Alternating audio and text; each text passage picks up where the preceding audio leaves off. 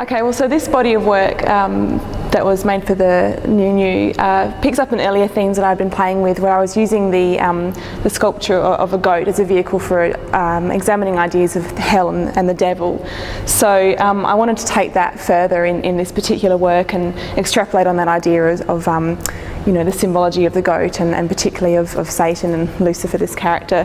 I guess I should say as well, I've always been really interested in macabre and quite gory content, particularly in literature and imagery, but I've always wanted to make beautiful things. So whenever I'm making my work, I'm always trying to make something quite lovely and quite glorious to look at. So these particular pieces, as I say, they're playing with the idea of the goat as a symbol for the devil, but kind of bringing in other biblical references as well and other kind of mythologies to flesh it out a bit.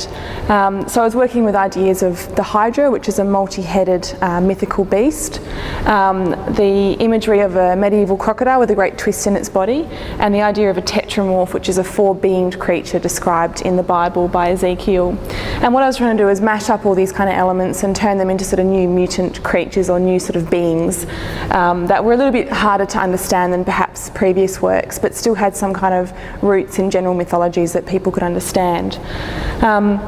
So once I started playing with those ideas, the works kind of sort of followed on from each other. The first piece, this kind of twisting beast with multiple heads, very much based on the kind of crocodile twisting body and playing with that form. Then led on to the piece with the kind of double-ended beings. So this kind of strange idea of a double-ended goat kind of sleeving into itself, or this kind of root, this idea of crude insertion as it kind of goes, one goat's body goes into another and comes out with its head between its legs, which is kind of meant to be a bit bawdy.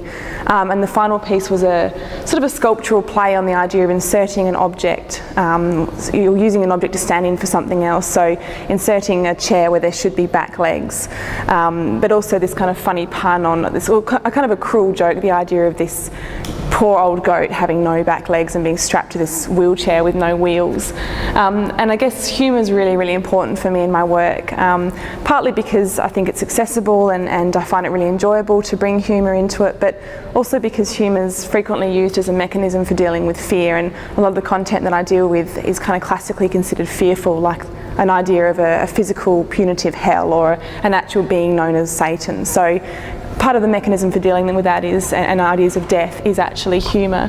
So I really value that in my work, and I certainly hope that the works themselves kind of speak of humorous scenarios, you know, lots of heads but no legs, or kind of bawdy, lusty insertions and things. So that's the kind of main element I want to kind of be shown with the work.